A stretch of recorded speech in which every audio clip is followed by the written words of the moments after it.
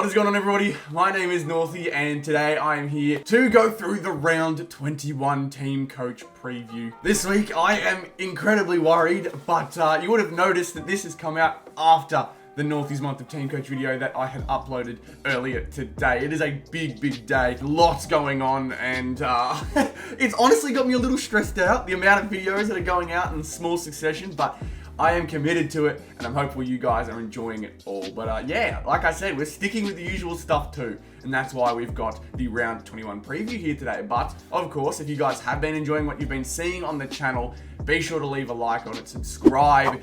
Everything is always very much appreciated. I also want to quickly mention, probably mentioned it in the Northy Month of Team Coach video too, I've got the Instagram giveaway for a signed Brad Johnson card. Right here, we've got the signed Brad Johnson card that I'm giving away over on Instagram at the end of the month for Northy's Month of Team Coach. So absolutely go over there and sign up onto that. Like, the link will be in the description. But with that all being out of the way and said, let's get into the preview for this week. And here we go. This is what we're looking at to start. We've got 9 hours until the big game, the big start game, I guess. But let's have a look at our tips first and see what we've got this week. Now, Collingwood, Carlton. Massive matchup, as it always is.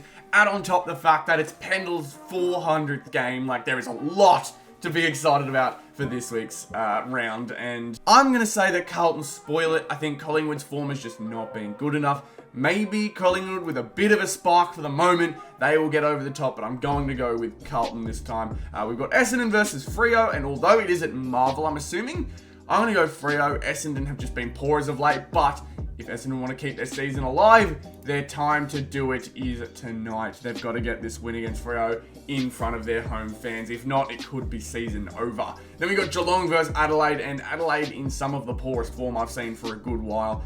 Geelong, however, they are at home, coming off of a win in Tassie against North Melbourne, as they probably should have done, but nonetheless a good win for them, and I reckon that'll go Geelong's way. GWS versus Hawthorn. This is going to be a really good matchup. Manuka Oval. GWS probably should win. They're very good at home, but Hawthorn's form has been something else. Really has, and for that reason, I'm going Hawthorn. I'm thinking Hawthorn are making finals this year, and that is crazy to think about. Hawthorn have been on a tear. They are clicking. Everything is going well for them. So Hawthorn, I reckon, are going to take it. But we got North versus Richmond. This is another game where I'm thinking North have got to win, right? Surely. Fingers crossed, boys. Fingers crossed. Last time I did this was against Gold Coast, and they did it. They managed to keep the trend moving, and they took a win against Gold Coast. North, if they want to stay off the bottom, have to win this week. Not much more pressure throughout the entire season than right now. I think, although a nice draft pick is always good, they will be getting a top 3 at the end of the day. I'd just rather keep the wooden spoon away. So hopefully North Melbourne get this win. We got Port versus Sydney. I am very interested to see how this one turns out. I think because of how, ridiculously stacked up Sydney's lineup has been, that's why they've been so good all season. Obviously, I think they've dropped 4 out of 5, which is crazy for a team that's still in first. But I've been looking at Port Adelaide's backline, and it just scares me. That backline worries me. Obviously, they've got the good ones like Ali, but then Radigalea has always worried me. Zerk Thatcher has always worried me. So I'm going to go Sydney because they've got a lot of firepower around the ground, even though it is at Adelaide Oval. Then we've got St Kilda versus Brisbane, and this is going to be a lot better than I think a lot of people expected. St Kilda have been in some really nice form. Obviously, wins against Sydney, I think probably a month ago now, but nonetheless a great win for them. They've had a big win against West Coast, which would do wonders for their confidence. I think for such a poor year for St Kilda, a big win, a massive smashing, is exactly what they needed to keep their hopes high for following seasons, knowing that, yeah, sure, they're not in the finals hunt at this moment, but at least they're not in that bottom echelon of teams. So St Kilda, it shows they've still got some life in them, just hopefully they're not in no man's land for too long. And Brisbane, they're at second now after a shaky start. Brisbane have started to show, yeah, they are still a premiership contender, but I'm going to go Brisbane. I'm thinking Brisbane take this one. I think they do have the occasional game where they let it go and they do ruin themselves, but we're going to go Brisbane for this one. Then we've got West Coast, Gold Coast, and in the Battle of the Coast, I'm going to go West Coast for this one. It's at Perth, so it's away from home. That's another thing that goes away from Gold Coast. So we'll see how that turns out for them. But Gold Coast have just been incredibly poor as of late. Very uninspiring, although I feel like the matchup works out better for them. Got more ball magnets and all sorts, but West Coast, I reckon, are going to take this one. No matter the form, I can't trust Gold Coast at this point. I think they've lost all their motivation. It really has gone lost. But now we've got the Dogs versus Melbourne. The Dogs in some sensational form, beating the Swans at Sydney. It'd be a shame if they were to let it up now. If they were to lose this one, I feel like that's their season done, even after 3 great wins, because against Melbourne, a team that's depleted in numbers, a team that they probably should beat, they're definitely favourites against these guys. If they lose this one, it's probably season over, because it's just the way the Dogs seem to go. I really think if the Dogs want to take themselves seriously this finals season, then they've got to win this one. They've got to take the ones that they know they can. They've got a game against North as well. I remember last year they lost to West Coast around this time when West Coast finished bottom of the ladder. So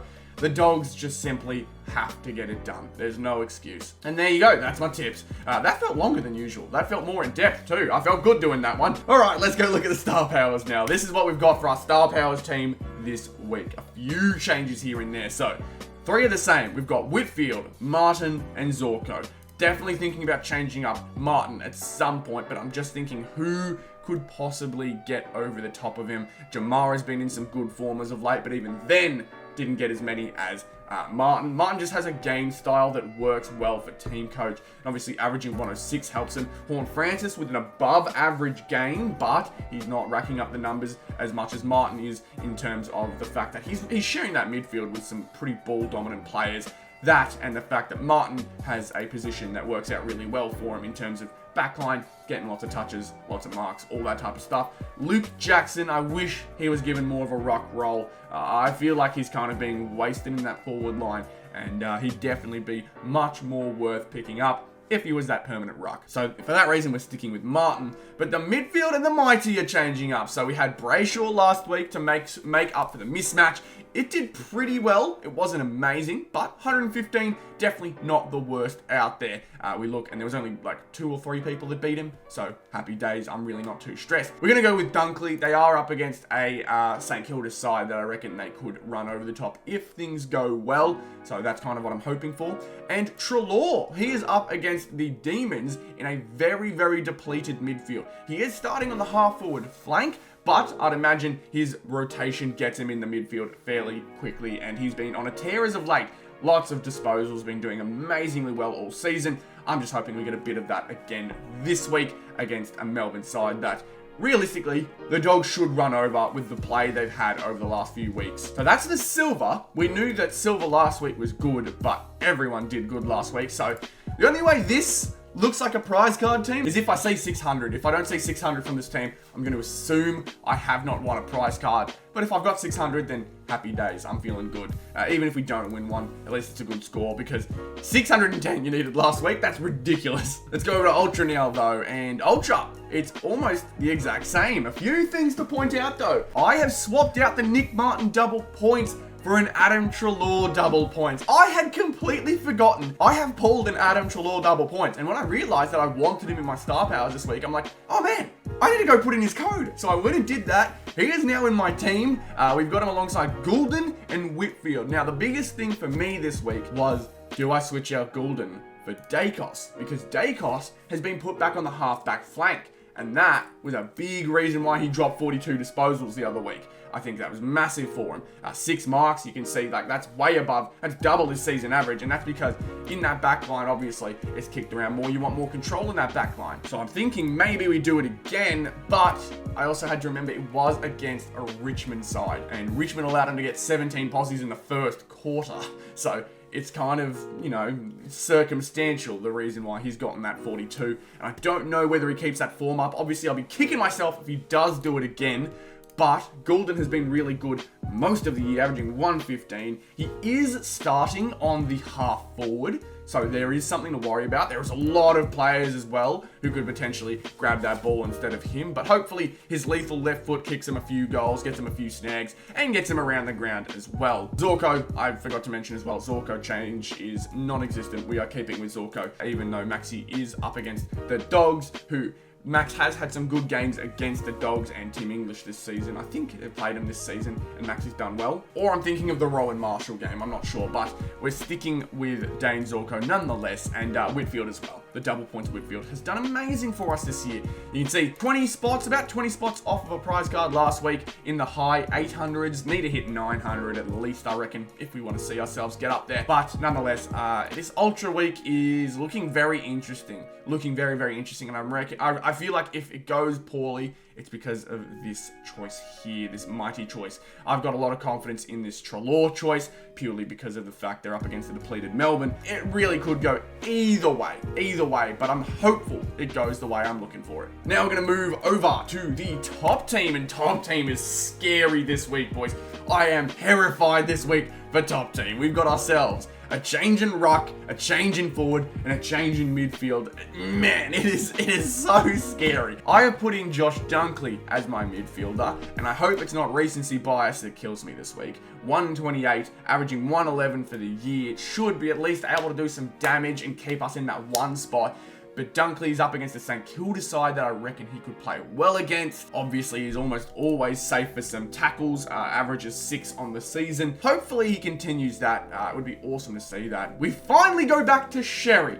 Sherry is going to be a very, very interesting choice here this week. Up against the Richmond side with Toby Nankervis coming back. That's the one thing that's worried me about this pick is, does he do as well as he does previously against a really, really good ruckman? But I think in my head, I have to recognize that Sherry is a lot more of that modern day ruck that you're looking for. He gets up and down the ground, goes for goal, tackles like crazy. Yeah, obviously high up there as a ruckman is super impressive. 25 possessions, very unexpected from him. I do not expect 150 from him. I really, really don't. But if we can get into 130s like Rowan did last week, I'd be super happy. And if he can do 150 again, I would not be complaining. Obviously, for top 4, if we want to have a good week, we need to get the winner. We need to do the best, or at least get within 5 points of the best player. So last week, getting Rowan Marshall definitely helped, but it definitely wasn't as helpful as getting Sherry. So hopefully that works. He won't be getting 54 hit-outs, I'd imagine. I hope that he can hit his average. That'll be really good for us. And the Nank will make it difficult for him to smash out, but we'll see how it goes. Heaney's coming back in. I'm hopeful that he has a massive, massive game up against Port Adelaide. The reason I've put him in there is mainly because Port Adelaide's backline. I could be overestimating how good Sydney's forward line is compared to Port's backline, but I reckon this choice is going to be super, super tough for a lot of people this weekend, and I just hope it goes my way. And then Whitfield. I don't see a reason to change up Whitfield. Second best last week, has been the best a lot of the time in previous weeks, and if he can keep going with those solid 120s, he'll be needed again against a really on-fire Hawthorn side. Absolutely. So we'll see how Whitfield does. As per usual, number 1, we're looking to keep the spot. A really good week last week saw us keep number 1. We've just got to keep at it. We've just got to keep going, because if we lose number 1 this late in the season, I will be shattered. We have held on to it so long. So long, and I would be shattered if we lost it. So need another good week. We've got just 4 more rounds, boys. Just 4 more. 1 month of good play. We can do it. And then not only that, we've got top 18 as well. We have a look at top 18, and man, there's some scary things going on in here. Forward line, fairly untouched. Just Myers coming in for Hogan. That is the only change I've made in the forward, which is surprising considering that forward line was okay last week, but definitely not like out of this world. It's just more hoping that the same players do well and the players that struggled pick it back up. So Brian Myers, I'm hopeful, has a good game. Obviously, I didn't have him last week, and he had a good game last week, so not going to hopefully miss out on that again. We've got Danaher, who had a poor week. We're going to hope he does well this week. Ginnivan, he's had some great games throughout the season. I just want to see him hit 80. If he can hit 80, that'd be awesome.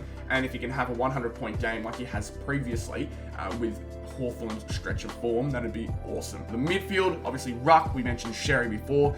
I'm keeping Brayshaw, but it's more because I don't know who else to put in there. I'm so worried. I'm really worried with this one. I can only hope that Brayshaw ends up having another good game, but you just don't know. We've got Goulden in there too. Errol Goulden, he has been a kind of cornerstone for this team for quite some time. Would be nice to catch him on a really solid week again. Dunkley stays in, or he may have just been put in. I think we didn't have him last week, so there's a change. I think Sam Walsh was there before, so Dunkley, please have a good game this week. A lot of trust in you this week. Treloar as well. We mentioned Treloar. He's got himself a midfield spot again. He has had really good performances whenever I've put him in, and I would love that again. It would be amazing. And same goes with the Bond. You can see I'm really banking on this Western Bulldogs Melbourne matchup, considering how depleted Melbourne's midfield is. It's just a lot of hoping that Bond and Treloar have their usual games that they've been having as of late. Bond, he's been having those games where, like, you can see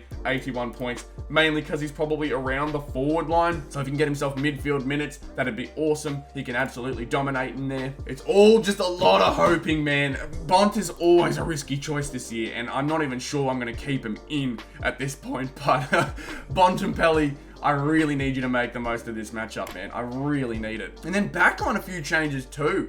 You'd think Dacos, but I'm really heavily banking on the fact that last week was kind of just a one-off. We've gone Houston though, as Houston is in against the Sydney Swans, who are always a threat. So Houston is going to be needed. He needs to have a good game. So hopefully Houston, with his potential for outstanding performances, has himself one of those. Wilkie also gets a shout. He's started to show some really good form, although I'm definitely starting to second guess it. Either Dacos or Newman may take his spot. We'll see how that turns out. But nonetheless, it's fingers crossed for the back line. Sinclair stays in. Whitfield, Sheasel, and Stewart all really nice. In fact, I'm probably going to take out Wilkie now because I do not have the confidence there. I really don't. I'm going to put in Nick Newman, and then Houston may even get changed for Dacos. I don't know. I really don't. I'm hopeful it goes well for me. This is a really stressful top team week, especially because we're ranked 2 and not that far off. We need to see ourselves a big week this week. We have to see it. Otherwise, it could see us lose a chance at number 1 in both sides. Obviously, top team is just super nervy at the moment. Super nervy.